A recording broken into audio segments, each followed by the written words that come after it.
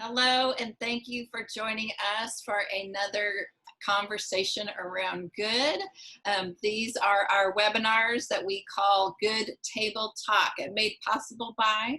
We are all about making good loud. We love to connect community-minded companies, causes, and people to share stories of good. I'm Tracy, by the way. I always forget to introduce myself.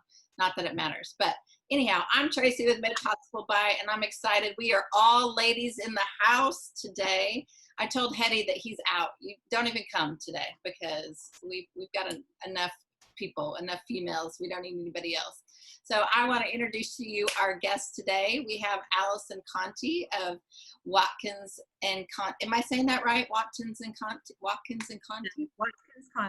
Watkins-Conti products. Okay, awesome. We have AJ Griffin, who has been just about everything that you can imagine in the state of Oklahoma, but she is currently at Paycom and will tell us more about that. Welcome, AJ.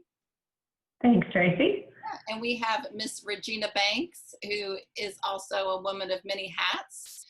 So she'll tell us more about what she's doing in just a minute, but we're going to loop back to Allison and give us a 90-second snapshot of you, and then throw in there, what's been your biggest COVID pivot?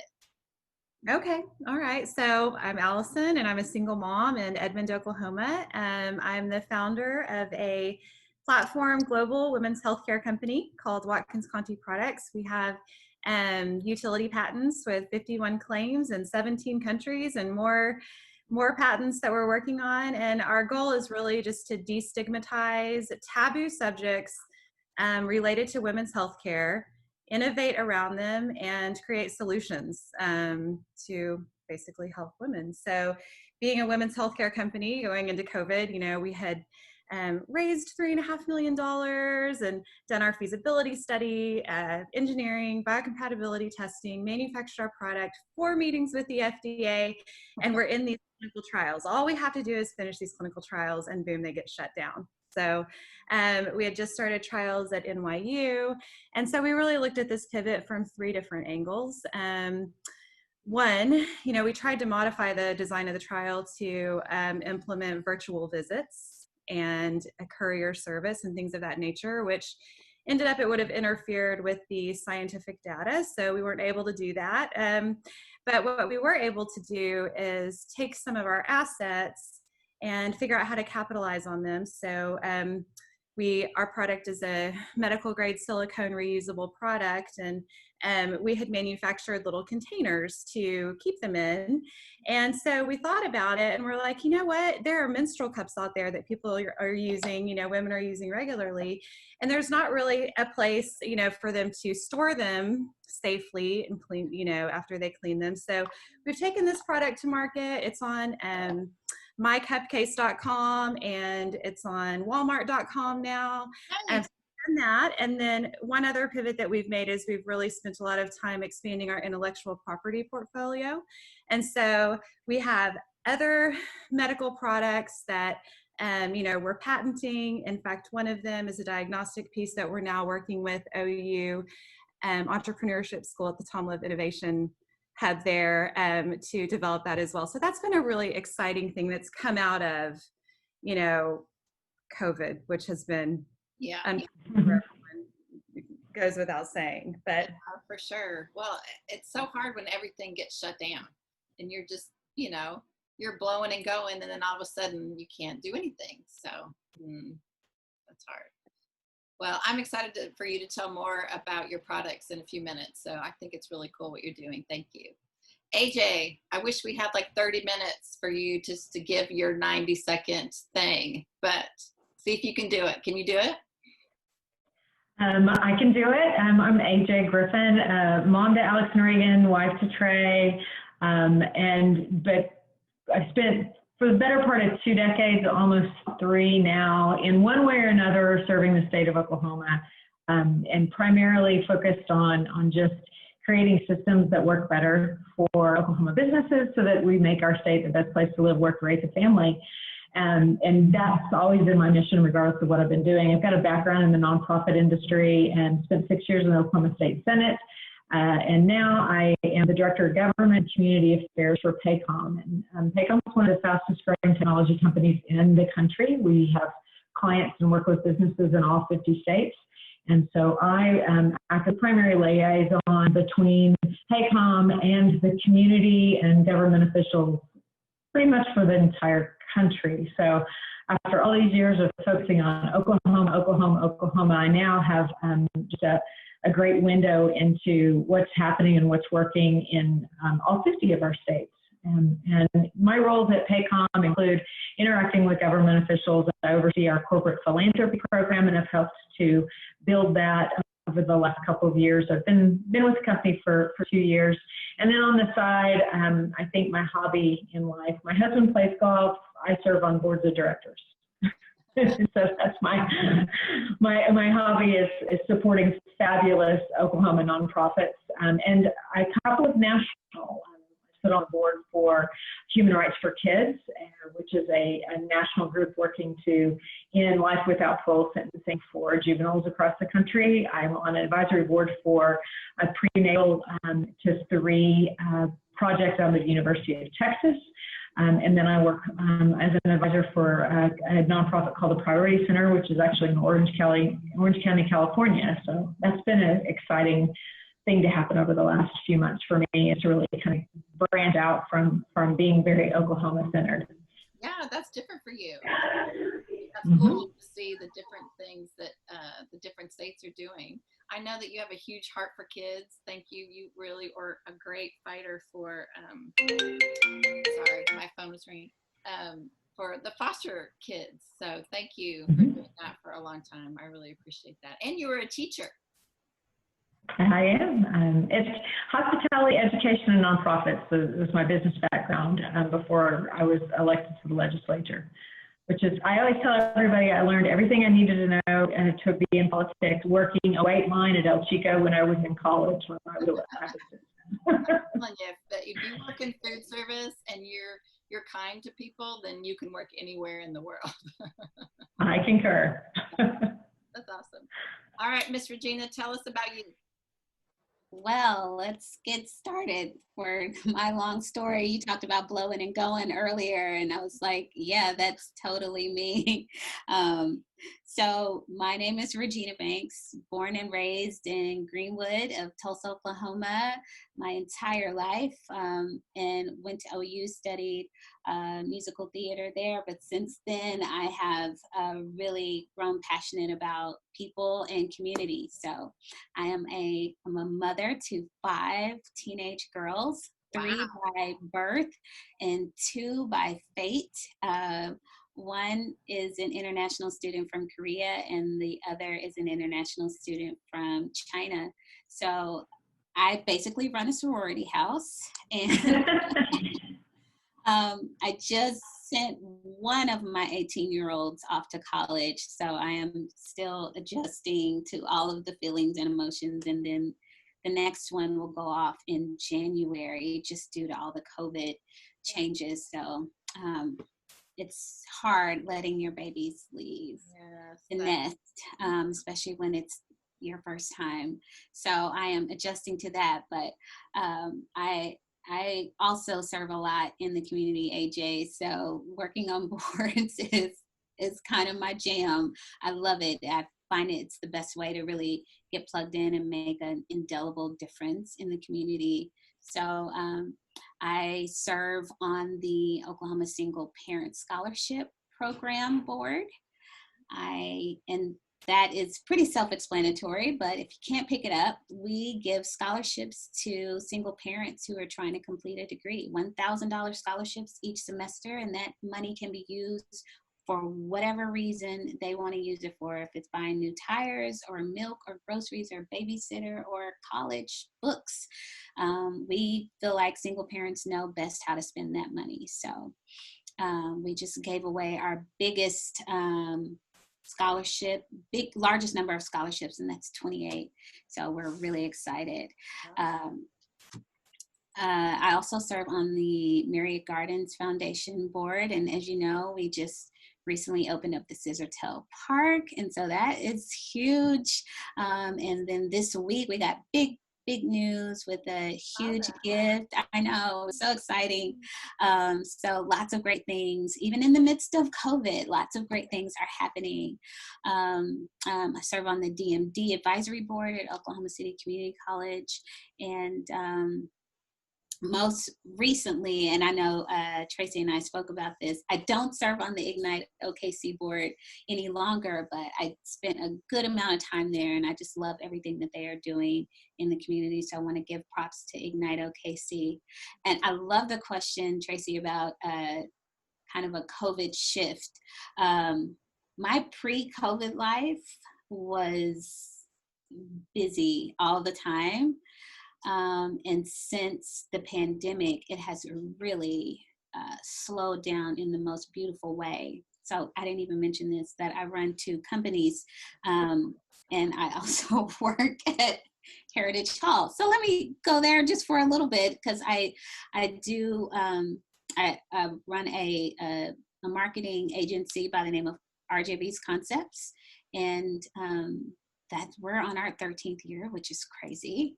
And I just last year started a theatrical production company called The Vanguard, and we focus on telling stories of African-American descent and really promoting African-American artists.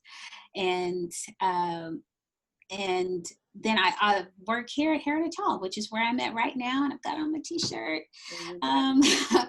as a director of service learning, which really fits me nicely because I love being plugged into the community. So helping students get plugged into the community is really great, and at a stage where they are learning the impact of their own lives and how they can make a social impact. So that is what we try to focus on here at Heritage Hall. So back to my shift, I'm trying to figure out how I can maintain this COVID pace of life post-COVID. So that's been my focus lately, trying to figure out what I can let go of and what I need to hold on to and move on in such a way that I don't have that pre-COVID craziness. I was at a point where I was like, something has got to give at some point. And then the pandemic happened. I'm like, okay, Lord, that's it. That's what it is. So I'm trying to figure out a way to hold on to that moving forward. Okay, awesome. Thank you. Well, clearly we have 3 powerhouse women on today. I mean, just that first question clearly gives you a glimpse into the skills we have here. Allison, I'm going to start with you. So you're the founder of Watkins-Conti. Tell us about the company and why you started it. Okay, well, I am, again, it's a women's healthcare company, but I started it because I had a really big issue that stemmed from a major blessing. My beautiful daughter, who's just incredible. I love her so much. She was 11 pounds the day she was born. Whoa! And I, had a terrible issue with stress incontinence, which is involuntary urine leakage, which is terribly sexy. And interestingly, I had started having that problem at the age of 29, working out after the birth of my first child. But what I did not know was that it's chronic. So when it started, I wasn't like, oh, this is going to be happening to me for the rest of my life. It just continued to progressively get worse. And then after my daughter was born, it was really, really, really bad. So I poured over how to fix my own issue, went to pelvic floor rehabilitation, spoke with several doctors, and just stayed up all night long on the Mayo Clinic, library and researching and studying, and developed a solution and filed for patents for it. But it wasn't really until I recognized that it's 1 in 3 women across the globe that this impacts that I was like, okay, this is actually my responsibility, So I did a lot of kind of arguing with myself, and do I really want to be the urine leakage lady? This is such a vulnerable thing. Like, I have to tell, I'm not a doctor, I'm just an entrepreneur. And so, the rest is kind of history. We've developed this non-invasive solution. It's inserted into the vagina like a tampon. It just supports your organs. It places pressure right there on the bladder neck, preventing any urine leakage. So you don't even leak. And but you don't have to remove it to urinate. You can wear it for 12 hours. And like I said, we're in clinical trials right now, working to get this over the counter in the hands of as many women as possible. And so that's the company, Watkins-Conti Products. And then, of course, we've expanded our portfolio of products, but we're laser focused right now on incontinence. We have to kind of, do it that way incrementally, really mostly because of our fundraising efforts and making sure that we're delivering what we promised to the investors coming on board for product one. But that's the company in a nutshell. Well, thank you for being brave, because like you said, do I really want to be the urine leakage lady? But thank you for doing that, because you're helping women everywhere. I mean, seriously, my son popped my back the other night and I was like, oh,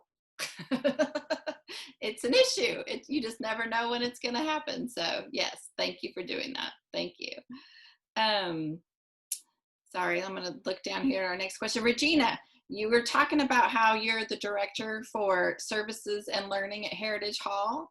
Tell me what that looks like. I love that you were talking about how you want to teach the next generation about connecting to their communities. What does that look like? So service learning here at Heritage Hall is a big open expanse of what we believe our mantra here is to serve with compassion.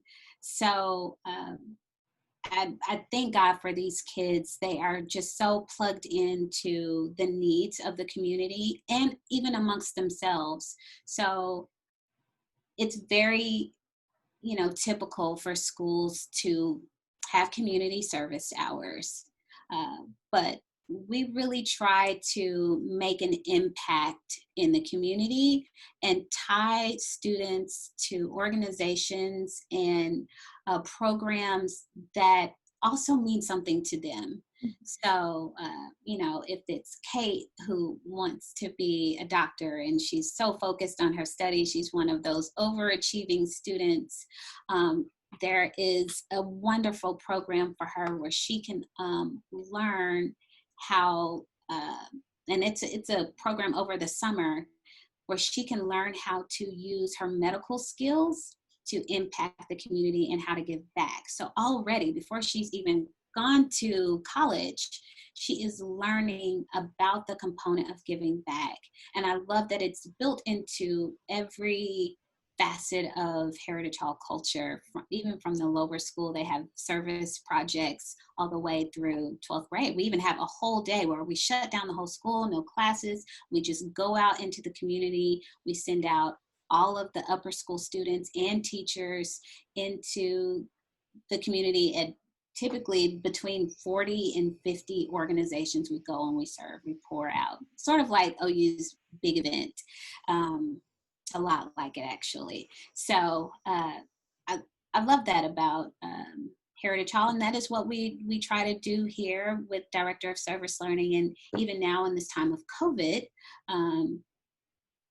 where we have to be mindful of how we serve, but there are so many needs. So we gave students service hours for going to, paint chalk in the driveways of students, or making videos for our elderly community members, or teaching another student how to read via Zoom.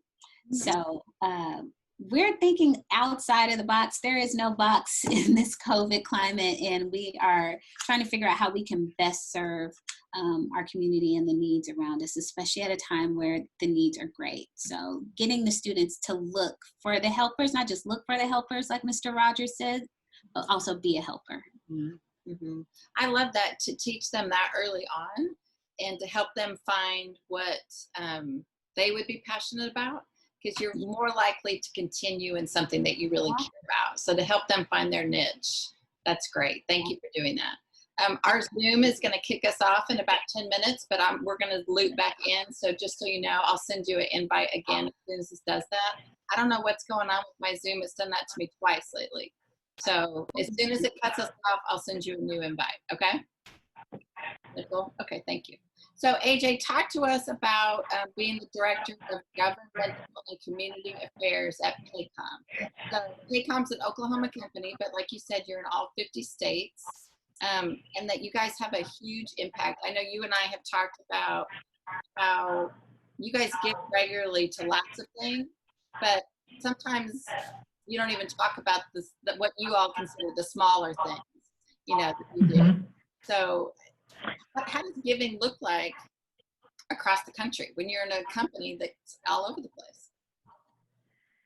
So it's been I've been with the company for 2 years, and it's been really exciting because I've kind of got to develop our program, a corporate philanthropy program.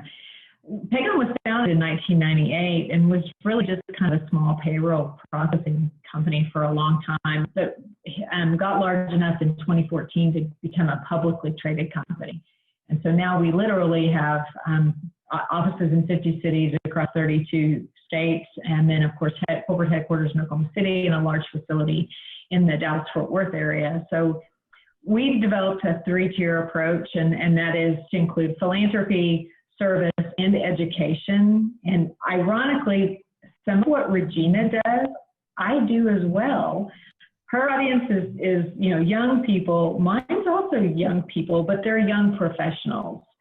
And so outside of the giving, we do large leadership gifts. Of course, our C-suite, and in particular our CEO, is extremely generous and just literally this week announced another very large gift where he'll be the primary financier for a Hope Lodge in Oklahoma City, which will house adults that are seeking cancer treatments and are away from their home.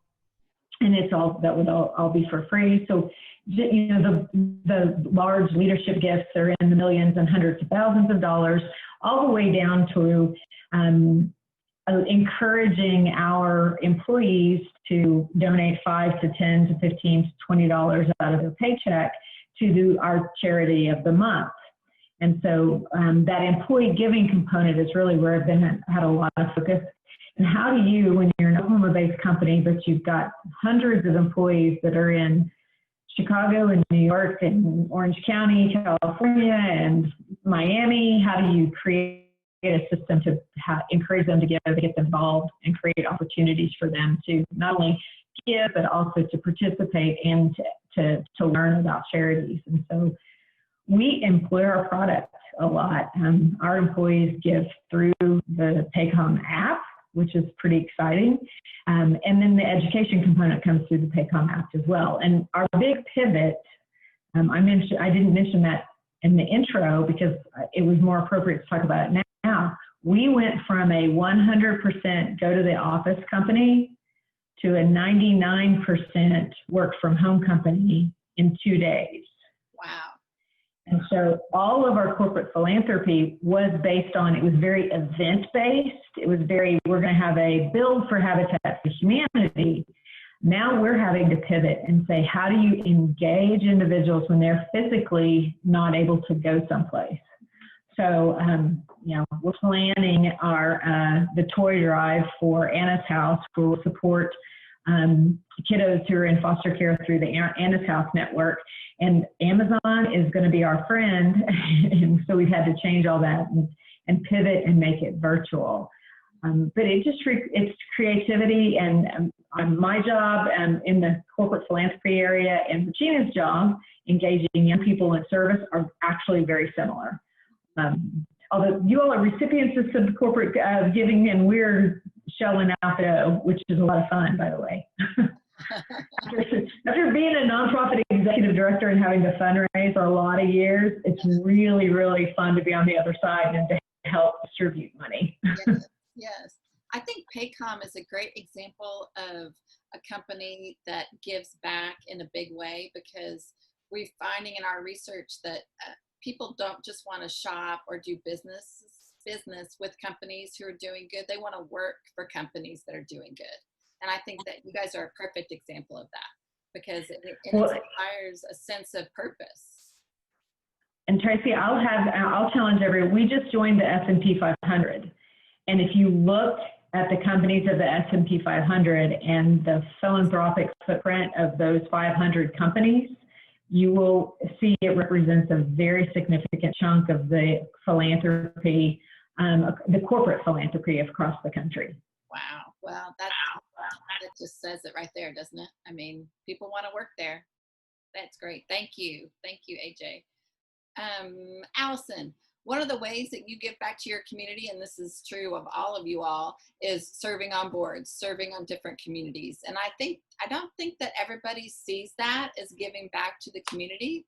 I think very often we get stuck in the box and that you have to write a check to be giving back, but it can be way more. It can look way different than that. So Allison, tell us about how you give back through Stitch Crew.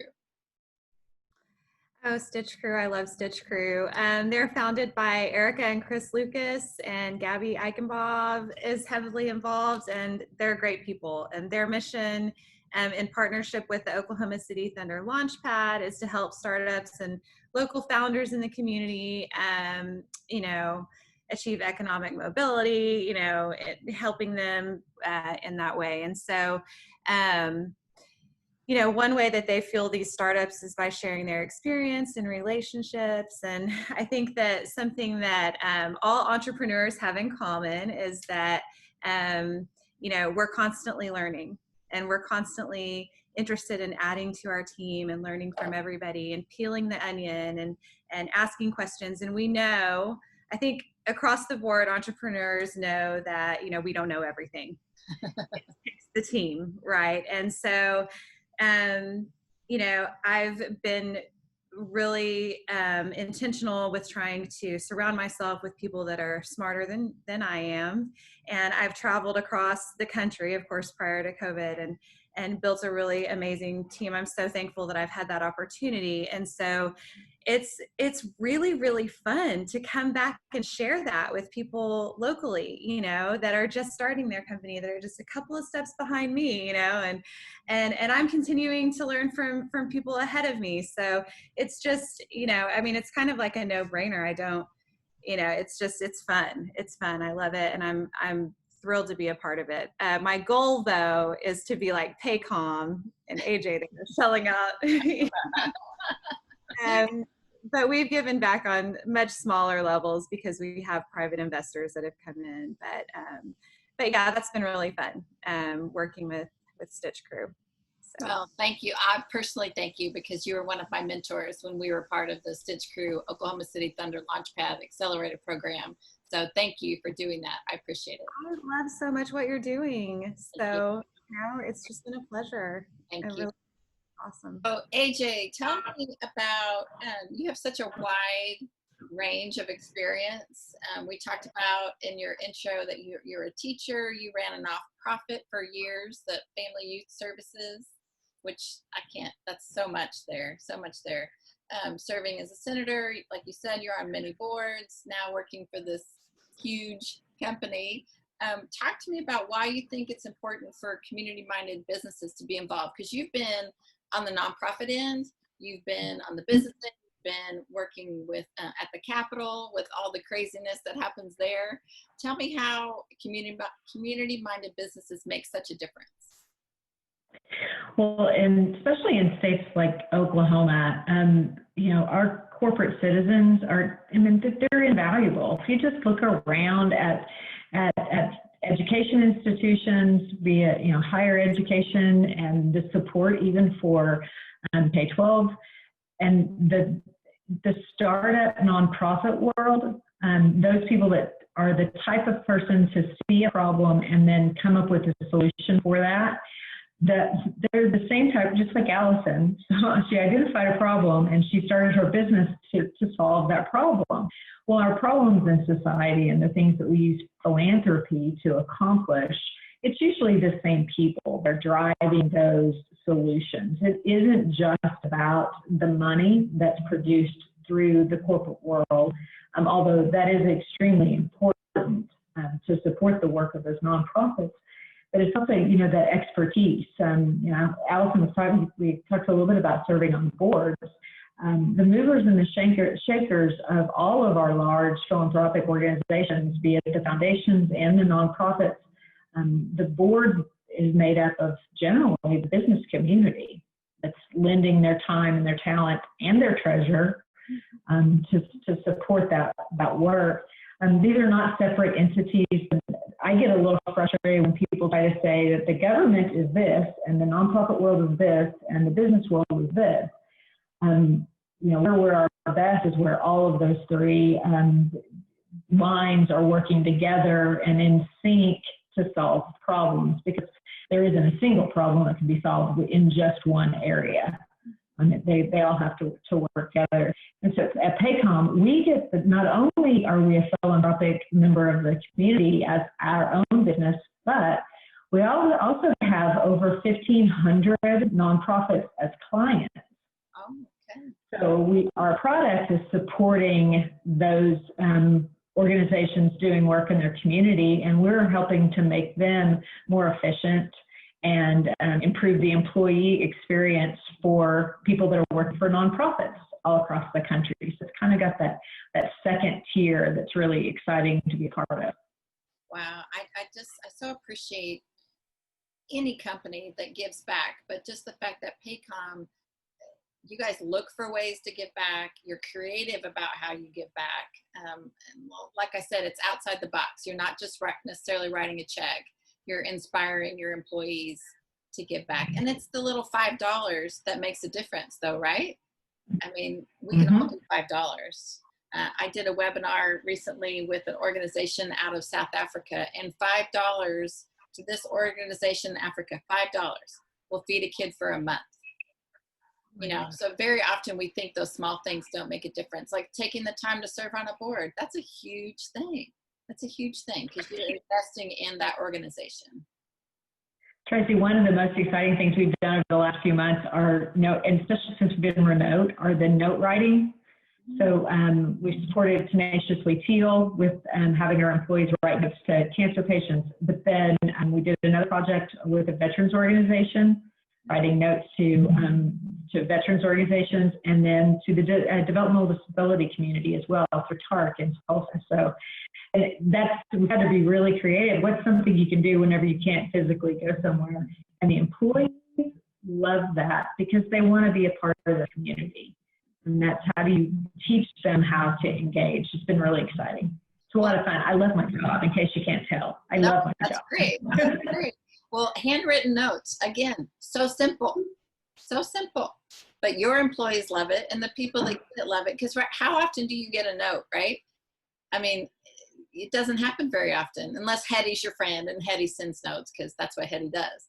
But you don't get letters, you don't get snail mail. So that's a brilliant idea. That's a brilliant idea. I love that. Thank you. Allison, you work in a space, we've talked about this a little bit, that very few people want to talk about, right? I mean, nowadays, there's hourly ads on the radio. I hear this all the time about erectile dysfunction, right? That's been an accepted thing that can be talked about in the world now, but nobody wants to hear about bladder leakage, right? Nobody wants to hear about menstrual products, but it's part of life, right? That's reality, and women have issues too. So how have you broken down those barriers? Yeah. So I think you have to shift your mentality to sort of not care if people want to hear about it. And I know that sounds a little bit, rigid, but it's just part of it. And it's something, it's an adjustment that I really had to make personally, even just going out and raising money from, a room full of male investors, figuring out, the lexicon that, is not going to trigger these uncomfortable conversations with them, but rather just communicate, this is a problem. It's 1 in 3 women, here are the numbers. So I think, it's been so interesting. I've been in a book club for 14 years, and the women in the book club, whenever I started telling them about what I was doing, not many of them would admit, in fact, only one, admitted to having the problem. And I had been with these women for 8 years at the time. We had been so close. Yeah. And I thought, really, one out of all of you? And it's interesting because as time has progressed and as I've continued talking about this, and, they've all slowly started raising their hands, and they've gotten product. So it's been rewarding, but, it's very, very unfortunate that there's this shame behind it. It's not like we do this to ourselves. It's not like this is a choice. It's something that just happens to so many of us. And so, it's been interesting, but we're working on just continuing to educate people. And, I think one of the things is that we don't realize that it's chronic. When you first have that little bit of leakage, you're not like, oh, I have that problem. It can take years before you even will talk to a doctor about it. A study at Harvard said that, women will wait 7 to 8 years before they'll even talk to a doctor about it. And I think it's because we don't recognize that it's something that's going to get worse as time progresses. So that's really kind of our mission, is to intercept that, right? Whenever women start having this problem, really help them to, improve their quality of life. So. Well, thank you, like I said before, being brave and being a champion for women in this issue, because like I said, you're blazing the trail and enabling other women to go, me too, and it's okay. So, and for solving the problem. So there you go. Thank you. Regina, talk to me about the boards that you serve on. We've been hitting that a lot with you guys. Like I said, you had done Ignite before in the past. You're currently serving on the Oklahoma Single Parent Scholarship Program. You told us a little bit about that. And the Myriad Gardens, you told us a little bit about that. But talk to us about why you choose to do this. What's cool about each one of these things, and why do you choose? Because like you said, you are very busy. You're very busy. I like a full plate. Seriously. I'm like, Lord, use me up. I don't want to leave this earth not having done all that I could have done about things that I was passionate about. So that's the main reason why I get plugged in, and I bring a certain set of skills that can be useful, especially to boards that are in their infancy stages, helping them get to a place where they can be sustainable and continue to grow and move on. And so being able to play a pivotal role, even with Ignite for several years, and I don't take the work that we did on my own shoulders. I mean, it was definitely a crew of us that put in the work to get Ignite to where it is today. And what I loved about working with Ignite was the impact that it made in the community and is continuing to make. It really highlights ordinary people that have extraordinary stories to tell. And so that is something that really resonates with me. I think that each individual person is unique and has a divine story to tell, and I want to hear it. I want to listen to it. I want to be inspired by it.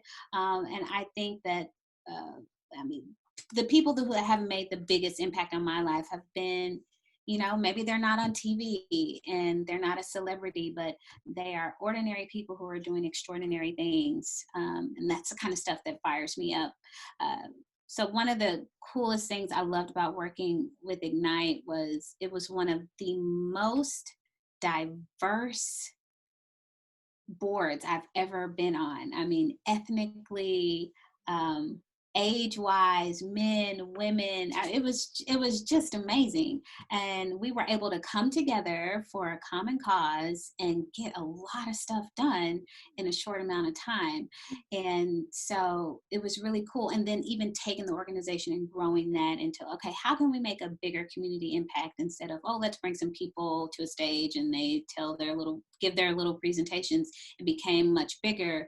So we started doing the roundtable series where someone could do a deeper dive into their talk. And then we started saying, okay, like here we are in, this district or wherever we would have the show that year. How can we make an impact if we're going to be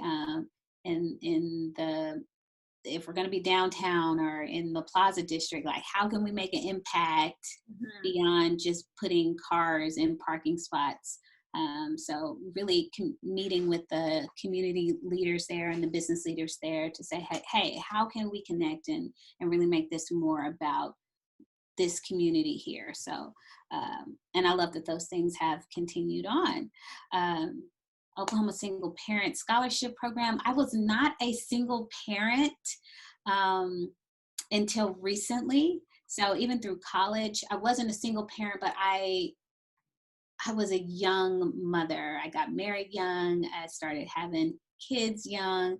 And so I know what that struggle was like of trying to make ends meet. And I, completed my master's degree and, surprised, pregnant with a third in the middle of that. And just, just the challenge of trying to be a mom and a wife and get through all of that. And so even now that I'm a single mother, having recently gone through a divorce and having kids is, whew, you hear the struggle all the time, but like when you in it, it's real. Like it is so real. So I understand what it's like to be a single parent. And I love that it's not just about single mothers, because there are a lot of single fathers out there who are also trying to complete their degrees. And we know that a lot of single parents that run into money issues many times can be solved with less than $1,000. And just that one issue could cause, I can't even find my words today, but it could cause more problems to her, which usually end up with them coming out of school.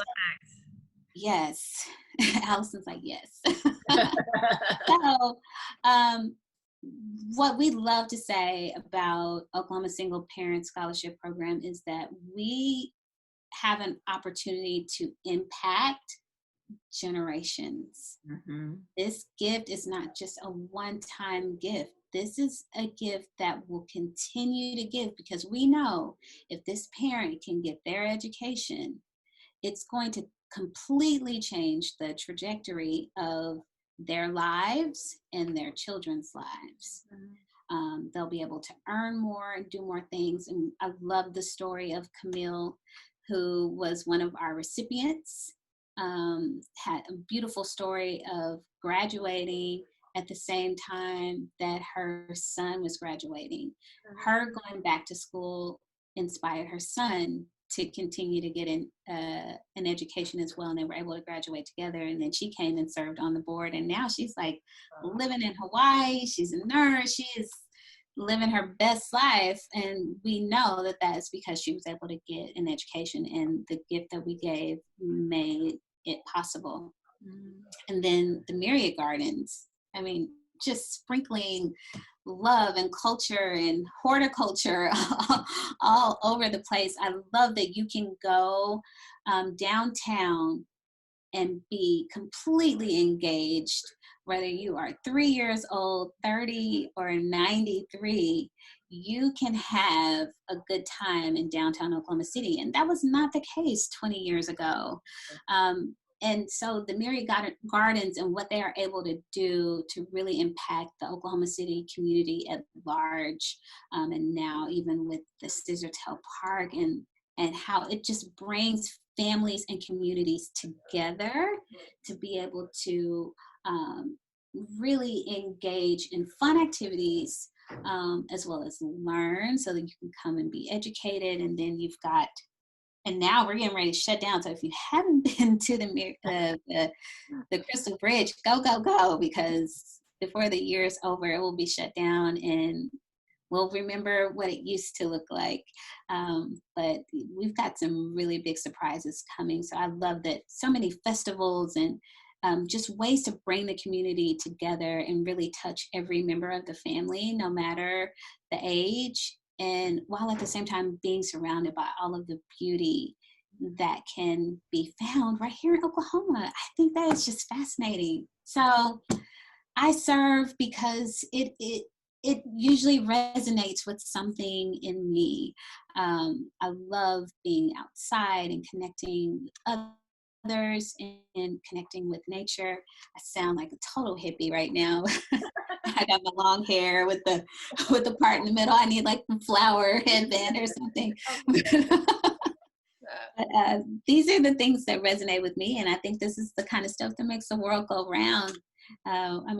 imagine Oklahoma is one of the most benevolent states in the union. Last I checked, we had over 28,000 nonprofit organizations. Wipe those away and imagine our communities. Yeah. It would be a devastating loss. And a lot of these nonprofits are born out of the benevolence and the compassion of other people for other people. And I think it's a beautiful thing. I want to be a part of, if I could serve on every board, I probably would. But I'm learning that I can't do everything at the same time. No. Say no, Regina. You can say no. That is such a great word that I've learned in the last 2 years. I've gotten really, really good at it. Yeah, that's good. We have a 2-year-old in our house now who doesn't really talk yet. He's a foster baby that we love to death, but we're teaching him how to say no. And everybody's like, why are you teaching him how to say no? Most 2-year-olds, you don't have to, but that's an important word. You need to learn how to say no. But if Regina's example and AJ's, as far as serving on all these boards, tells me that whatever you're interested in, our viewers out there today, there's a board that you can serve on. Whatever moves you, whatever makes you angry, I guarantee you there's a board out there that you can go find, that you can serve on, that you can help with. Thank you, Regina. AJ, talk to us about brand awareness. I know you and I have talked about this in the past. It's important for businesses, and you've worked with large and small. Share the impact that they have with their communities, and what are the challenges that you overcome with brand awareness, especially with Paycom. You guys are huge now. So what does that look like? Well, and now, of course, now we have national advertising campaigns with Barbara Corcoran in them, and you'll see a Paycom commercial during the sporting event or the evening news. And so, but that wasn't always the case. And brand awareness and personal reputation are pretty closely linked.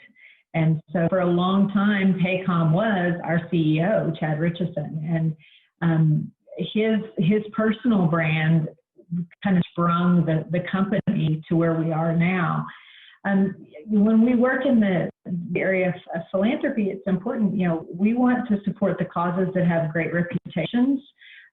If you are a large donor to an organization that winds up in a scandal because of lack of fiduciary oversight by a board, your brand takes a hit there. So the two are really closely linked, and not necessarily, of course, companies want to be seen as benevolent, but you also need to be seen as responsible. We're a publicly traded company that relies on stockholders to invest in what we do, and so we're extremely selective on who we work with, and because we're practicing just responsibility on who we partner with. And so it's important to remember that while you're investing in nonprofits, that you're looking for those that have very solid financial principles behind them. I sit on the board for the Oklahoma Center for Nonprofits, and they create training programs. And one of our evaluations of a charity that we might serve is, have they completed the standards for excellence? We check GuideStar ratings. Are you a gold or a platinum rated organization? Do you have publicly filed 990s that we can see? And that's protecting our own brand, because your brand is everything. And it's not just for a business, it's also for a personal brand. It's also in politics. We're seeing that in politics that your opponents work really, really hard to damage your brand. And unfortunately, that's where we are right now. I wish it wasn't that way. I wish instead we were building our own personal brand in politics as well. But for Paycom, that our reputation as a financial institution, we process people's payroll, and we maintain their employees' personal data. Those are two areas where even one misstep can be extremely damaging to the company. So we take it all very, very seriously, and we only work with organizations that take it just as seriously as we do. Well, it's just like in your everyday life, we tell our kids, show me your friends and I'll show you what you're going to be like in 5 years, right? So you have to really pay attention to who you align with. Um, and that's going to be part of your brand, right? It's going to be part of who you're known, what you're known about. That's great. Thank you, AJ. So Allison, AJ was just talking about responsibility. Tell us about corporate or social responsibility and what that looks like for Watkins-Conti. I know I've been working with you guys, and you guys do some really cool things as far as donating. You guys have donated some products to some jails, some different organizations. You want to tell us about that? Well, absolutely. I'd love to. But one thing that I think is really, really important to touch on regarding corporate social responsibility is really for us being a women's healthcare company, making sure, just like AJ said, I'm echoing this, but being very, very selective with who you work with. So quality, putting out a quality product that is, efficacious, making sure that it actually works and that we've proven that we can, that the claims that we're making are accurate, and that we're compliant with all of the regulatory, entities. And that it's safe for women. And it's really been it's been challenging. I mean, it's been very expensive, but it's the most important thing. It's the foundation of our company, is making sure that, we're putting out something that's actually going to help women. And also just being a women's, an advocate for women's health and providing, products for women. This is a massive problem, and it plugs into every culture. So I feel like it's very, very important, to recognize that, 1 in 3 women, we're not just talking about 1 in 3 white American women, we're talking about 1 in 3 women globally. And so, plugging into that. And it's been really interesting. We've given away some adult diapers in the very beginning to the homeless population. And I wasn't sure how many people were going to take it, but it was crazy. They were gone in like 3 seconds. And I don't even care to talk about the disproportionate, number of, women of color that were, things of that nature. So I feel like, it's very, very important for us to understand all of the people, that we're building a product for. So, it's been really rewarding. We've been able to work with doctors, diverse physicians, and making sure that we're representing all the different cultures. But we also, want to make sure and give back as much as we can, because we're pre-revenue, we can't give away too much, but we have been supporting, women in the correctional facilities with our containers for menstrual cups that are being provided as well. So that's been good. And we, of course, want to continue that, the buy one, give one campaign. But as we are released and licensed to market through the FDA with Yoni Fit, I'm super excited to be able to provide product for women all over the world. It's like, that's the light at the end of the tunnel, right? It's not about the money for me as the founder of this company. It's about solving this problem. And the money is just going to be an upside, I think, at the end of the day. But yeah, and one other responsibility that I think that I have as, the founder of a company, is making sure that we're also paying attention to environmental impacts. And it's been really interesting to do the math and everything. Adult diapers and pads are the over-the-counter solution for women right now. And the environmental impact that it has is just crazy. And so it's been great to look at and really think about that with our packaging as we're moving forward with this commercialization strategy. And we're estimating that if we can gain 10% of just the domestic market only, that will reduce the truckloads of trash by about 225,000 truckloads of trash a year. Wow. So that's also something awesome. It's pretty cool about what we're doing. But, making sure that we're, I feel like it's just our social responsibility to make sure that we're paying attention to everybody that has this problem, and that we're listening to them, and So, and also hiring doctors that are not just white male doctors. You know, we have two Black women out of Philadelphia studying our product at Thomas Jefferson University, and so that's cool too, because we get to learn from them and put our money where our mouth is, kind of, you know, with supporting people. So it's been great. I hadn't even thought about the environmental impact that you're going to make a difference in. That's exciting. That's really exciting to see. Thank you. That'd be great. Okay, so Regina, give me your 30-second shout out, your motivational statement, your call to action. What do you want to tell our viewers today? You would call on me first. Yes, I do. 30 seconds. I think that every moment that you have, that you are above ground and you are living and breathing, that you have an opportunity to make an impact. So whatever that sphere of influence, sometimes it's your household, it could be your community, your neighbors, your neighborhood.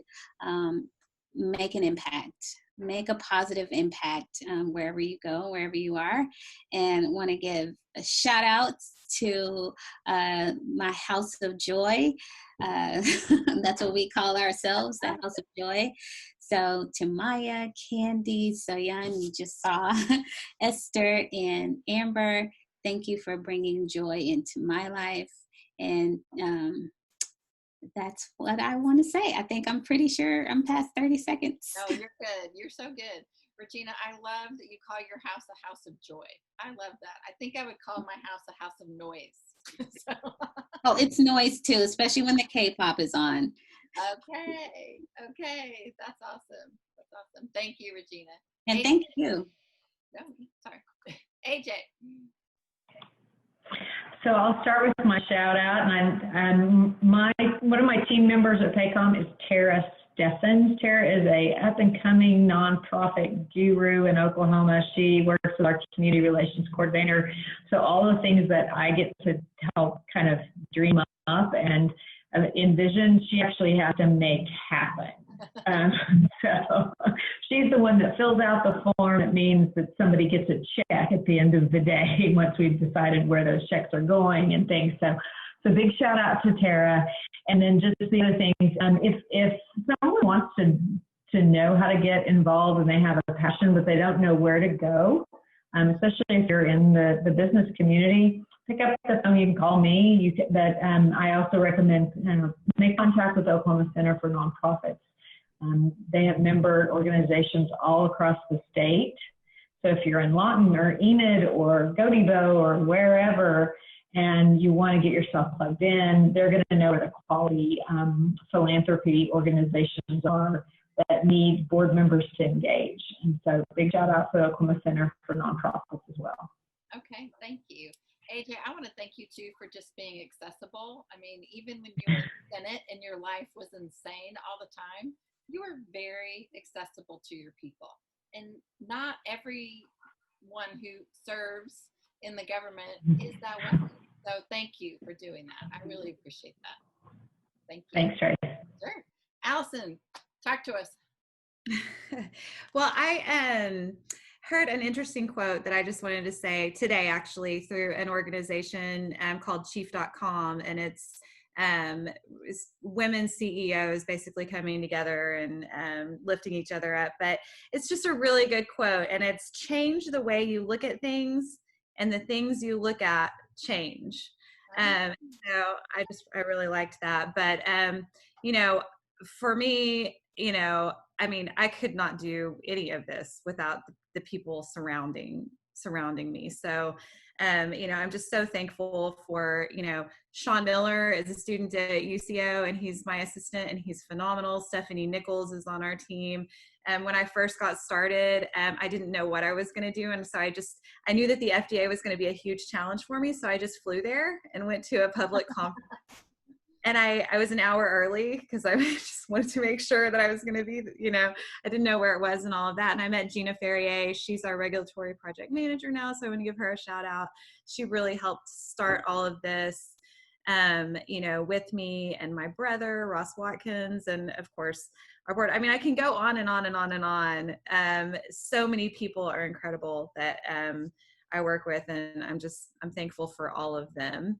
But most importantly, numero uno, my children, dealing with me sitting here. I'm in my dining room. It's a good thing you can't see what's in front of me. Every one of us has something going on right now. So yeah. But they've really had to put up with a lot, being a single mom and raising $3.5 million and this big thing. So they deserve the ultimate shout out for sure. So, and of course you, Tracy, thank you so much for what you do, highlighting the good things. We're in a time right now where we just see so many negative things. And so I think it's super cool that your mission is kind of to highlight the good. So thank you for that. Sure. Well, thank you. Thank you. Well, thank you, ladies, for making time. Clearly, we get a small glimpse at how busy these women are. So thank you for making the time to meet with us today. The people who are watching us today, if you're not inspired to get out and start a company, run for Senate, or join a board, you're watching the wrong podcast, because that's what we got here today. We got powerful women who are making a difference in their community. So thank you for joining us. We do new webinars every month. We have a new one that drops the third Wednesday of the month. It's called Conversations Around Good Table Talk. We always love to share stories that made possible by, because we love to make good loud. So thanks for joining us.